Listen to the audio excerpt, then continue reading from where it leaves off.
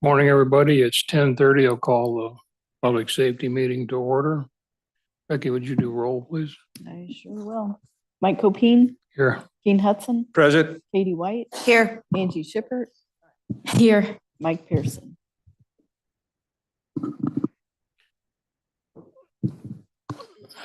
Okay.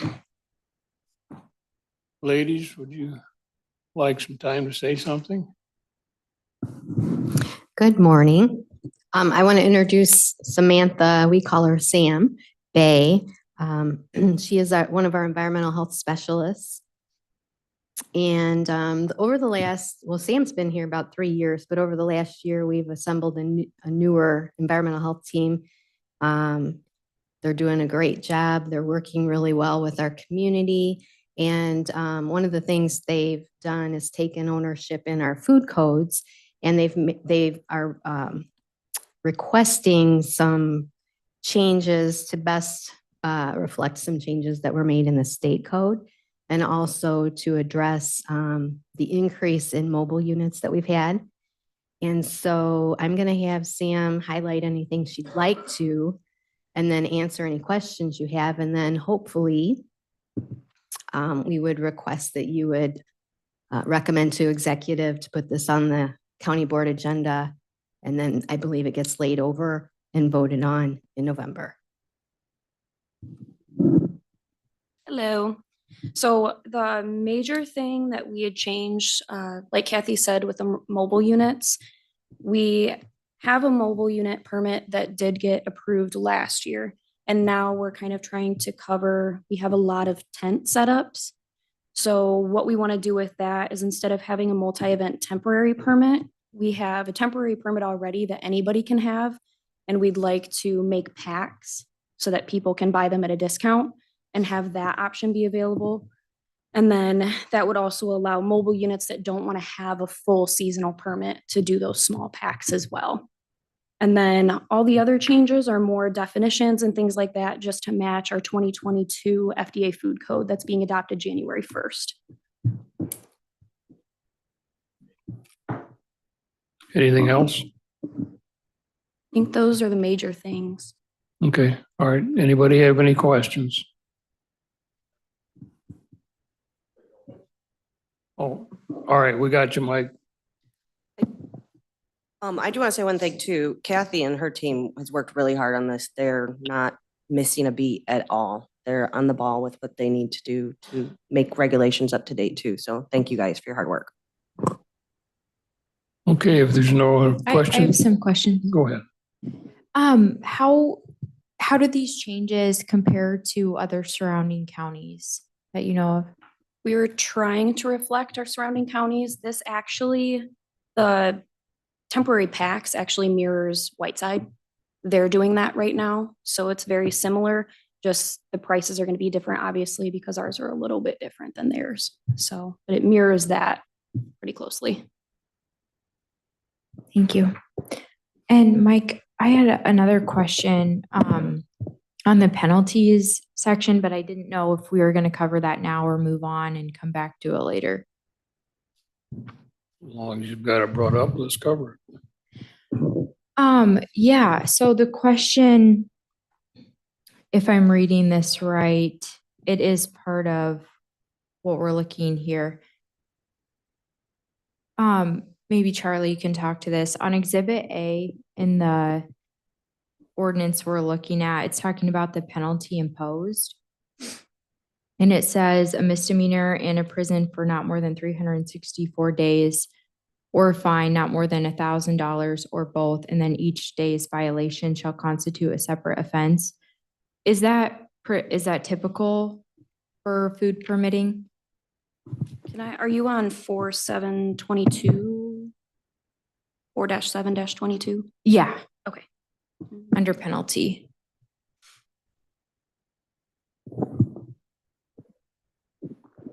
I have never imposed those. That's nothing we changed. That's been in here. I don't know, Kathy, if you have anything else to say. That's current code, and I've been here 21 years and we've never implemented that. What do you mean by, so you've never we've never had to enforce that.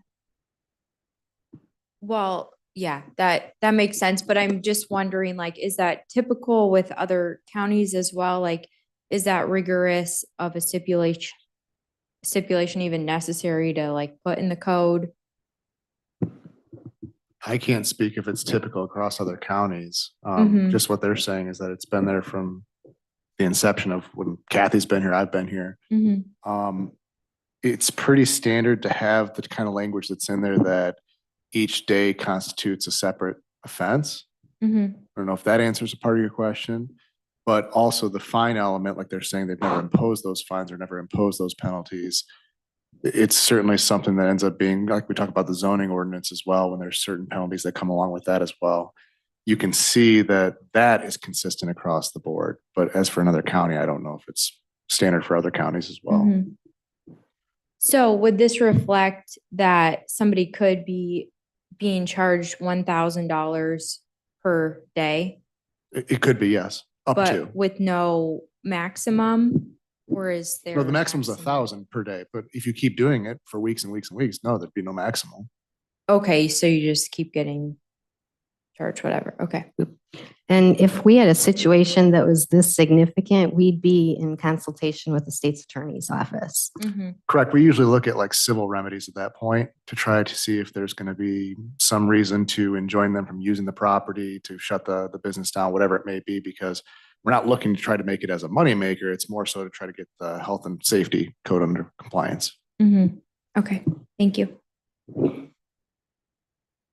Any more questions for Kathy or Sam? Okay, thanks, ladies. Appreciate it. Thank you. Okay. Anybody have any corrections or changes to be made to last month's meeting minutes? If not, they'll stand approved as presented. Okay, Terry. Morning, good to see you. Morning, everybody. Does anybody have any questions on the graphs first off? Otherwise I'll go on. They're pretty self-explanatory. I have a couple things. We have some fun things coming up for events. October, since it's the 10th month, we are doing $10 adoptions. We are also having a spectacular chip clinic the end of this month, that full week, the 21st through the 25th, $15 chips by appointment. We also have a vaccine clinic coming up November 7th from 2 to 6 by appointment only. So those are some things coming up. Any questions on those? Any questions for Terry? The other thing I have is the flooring for, it's kind of for information, I guess, and kind of want your blessing if it's okay. The flooring in the office and the bathroom have been there since we bought the building almost 10 years ago. It's due for a change. So Boss Carpet came out and gave a quote, and I have copies I can give you. Do you want me to hand those out now? Let's put it on a board action request. So, Okay, well, the funds, I have the funds. Okay. I'm not asking for money. The funds are already in the budget in a line item I can use. Well, let's still do the board So- action report or request, but you can also signify. Jeremy, so we, myself and the treasurer's office worked with Terry on this. So she has money in her budget still to take this on in-house. So the way that the facilities and maintenance process goes, if there's a request to bring through, that is, the departments are able to take care of in-house without affecting the budget. Board action request is if they need appropriations above and beyond their budget, which Terry does not need. We've been able to work through that. I think she wanted to just let you know that she's going to be repairing some flooring, and that scope is pretty minimal within her budget this year. So she doesn't actually have to come to the board and ask for more funds. So was pretty excited about that. So. Sorry, Terry, my That's okay. apology. That's okay. He explained it much better than I was trying to. Go for it. Thank you. Anything else, Terry? No. Any questions for Terry from anybody else? Okay, thanks, Terry. Appreciate it. Amy, Good morning. good morning. Your turn. I wanted to make you all aware that we have received official notice from the AOIC that they will be offering the court technology grant again for fiscal year 2025. So that's great news. Any requests that we have are due by December 9th. In regards to our new case management system, we have a final demonstration on October 17th. And after that, we will meet with the team to decide how we're going to go forward. So I just wanted you to be aware of that. Any questions? No more questions for Amy? Okay, thanks, Amy. Appreciate Thank it. you. Okay, we don't have anything from the judges or the coroner's office. Kevin will not be here today. His report is on file. It is available through the packet. He's hosting a one-day seminar, I believe, over at the EOC, so he's not available.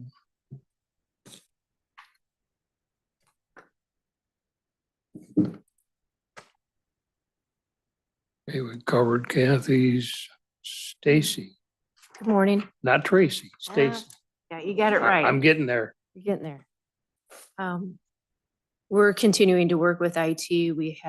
I purchased new computers back in July, August. So we're working with IT to get those installed just to stay current with the technology. So I think we've got one that's installed so far. So looking forward to getting the rest of those installed and completed entirely within our department here within the next couple of weeks. We've got one done already. It takes them a little bit to get them all going. Every computer has to get replaced and that data and information transferred over from the current computer they have to the new one. We Okay, get new computers about every 4 to 5 years. but everything's going okay. It's going okay, yeah. Okay. Nothing to report. now. Sorry for interrupting you. Go ahead. Not at all. Pretrial cases, we continue to see an uptick with those. The number of individuals on a GPS bracelet, we're seeing an increase with those as well. That's, I think, probably due to our pretrial bond reform that went into place over a year ago. Recently, we also had a statewide probation conference that took place last week. Several of us were in attendance at that training as well. And other than that, that's about it. Any questions? Any questions for Stacy? Okay. I don't have a question. I just want to commend Stacy and her office. If I haven't already, I will repeat it. They did a great presentation of probation's Veterans Court for the VFW a while back, and some good coordination going on there where they can work with some of these other veteran organizations. On behalf of everybody, I just want to extend a thank you. And also everybody said, what a great speaker. Thanks a lot. We appreciate it. Thanks, Stacy. Appreciate it. Okay, Sheriff, you're up. I believe you have everything in your onboard, my monthly report covering the month of September. As you peruse through it, you'll probably see a number of the items involved use of the Flock license plate readers. Just last month, we recovered 2 stolen vehicles. We've had another couple other incidents involving arrests. On one of the incidents, which I give you a picture in page 3 of the stolen vehicle out of Colorado that came off of 88. They located it in Road Ranger. As it left Road Ranger, they tried to stop it. The individual, not being from the area, missed the interstate. So they turned on Corporate Drive, and unbeknownst to them, that road comes to an end. So they did a Dixon, Illinois rendition of Dukes of Hazzard and launched out in the cornfield. Unfortunately, we weren't able to find the individual, but on that situation, Kevin Lally came out with the drone and thermal imager, attempting to locate it. Earlier that day, it had been in the 90s. And then with the heavy leaves, the foliage kept the heat low. So the thermal imager wasn't able to discern anybody out in the field. And it was some time actually before they actually located the vehicle. Deputies and officers were going through each of the parking lots out in the industrial park looking for the vehicle, and all of a sudden stumbled upon some vehicle parts. And then this vehicle had launched about 7 rows out in the standing corn. It didn't affect the standing corn.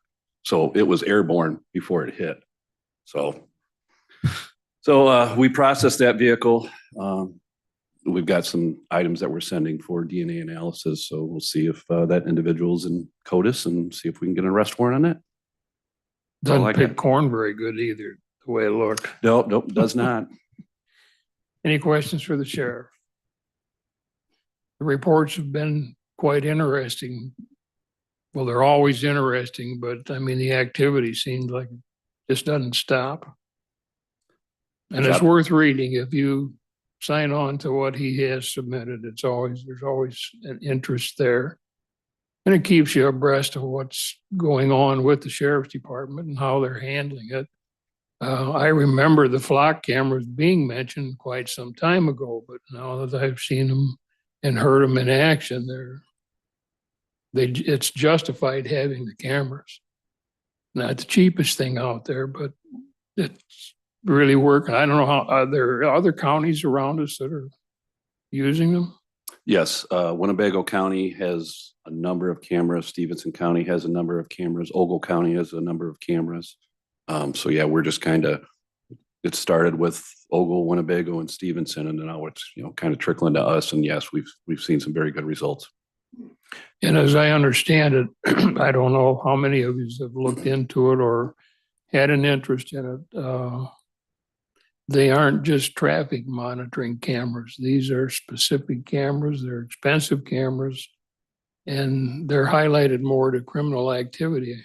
Are they not, Sheriff? Instead of just, oh, that guy ran a stop sign or something like that. Yeah, it won't flag those. Yeah. So if somebody's, vehicle is stolen, somebody is wanted on a warrant, say we had a homicide suspect and that vehicle was tagged, it would alert us once the officers or deputies are logged into the system. Any revoked suspended plates, revoked suspended drivers that are attached to the vehicle, it would give the officers and deputies an alert. And they'll send you a picture of the vehicle and their direction, what time it was. And usually we get the alerts within about 15 seconds of them passing the camera. Wow. Nice. Where were we keen when they had this?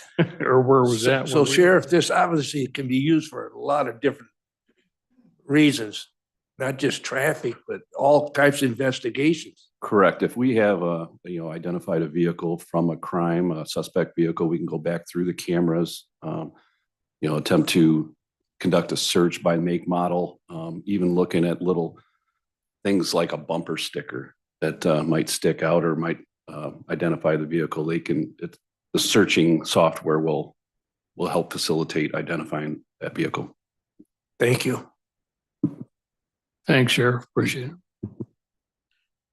Mr. Boonstra, your turn. Thanks, sir.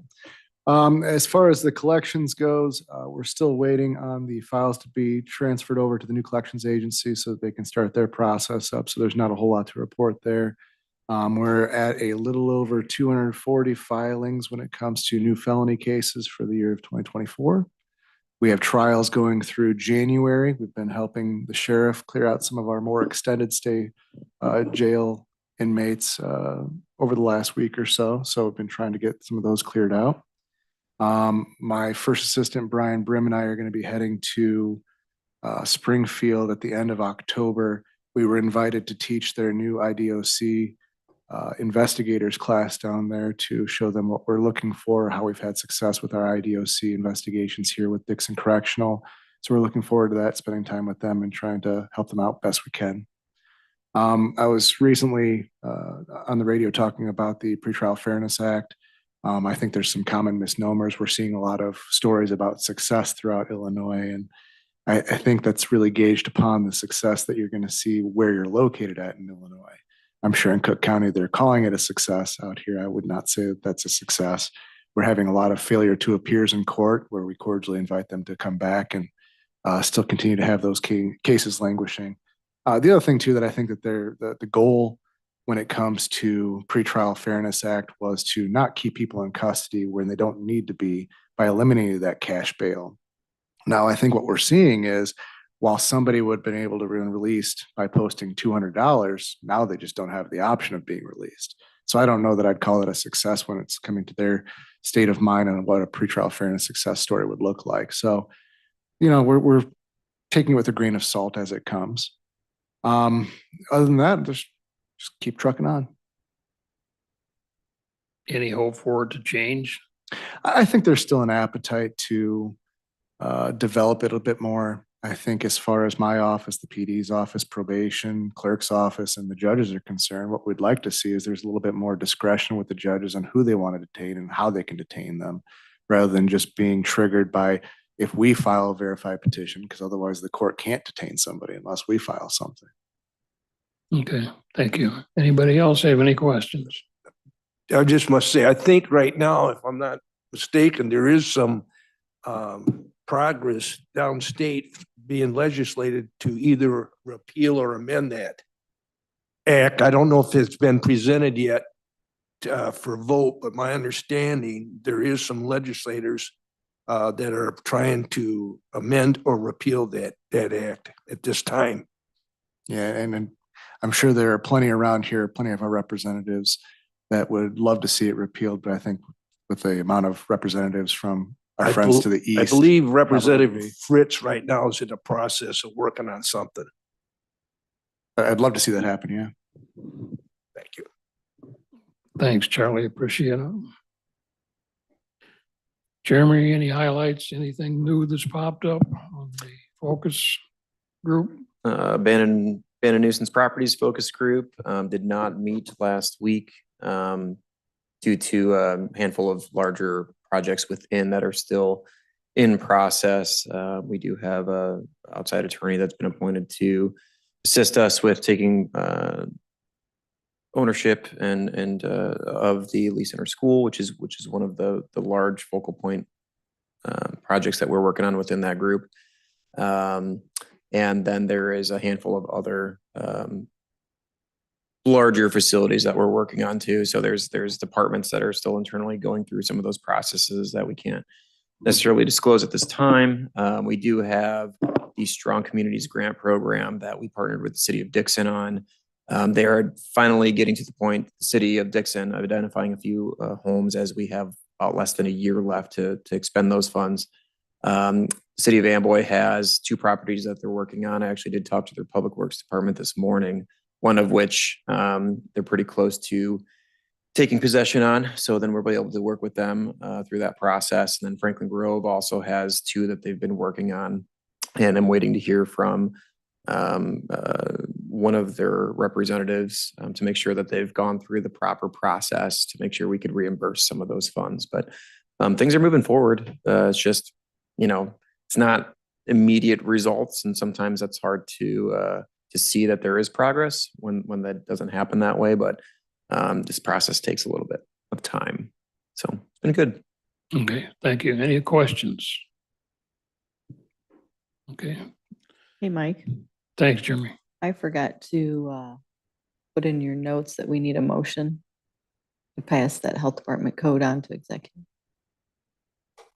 My bad. Yeah, we do. That's my mistake. Well, no. But we do. Is need that coming as a resolution or ordinance. ordinance? Okay. Did she leave a copy of? Yeah, it's an onboard. It's at the very Okay. bottom. All right, I might have gone over it. Okay, what Becky has brought up is the fact that I failed to bring their ordinance up for a motion to send it on to executive, correct? Yep. Okay, I'll entertain that motion. So moved by Katie, second. Oh, I'm sorry, Mike? Mike. You're gonna have to get one that'll project you on the wall over here so we can see it. I'm sorry, okay, seconded by Mike. Any discussion? Okay, if not, all those in favor signify by saying aye. Aye. Those opposed? Aye. I'm sorry, would you, Oppose. okay. Pass? Okay. Thank you. I don't have anything showing under unfinished business or anything for new business, so I'll entertain a motion to adjourn. So moved by Mr. Hudson, seconded by Katie. All those in favor signify by saying aye. Aye. Opposed, so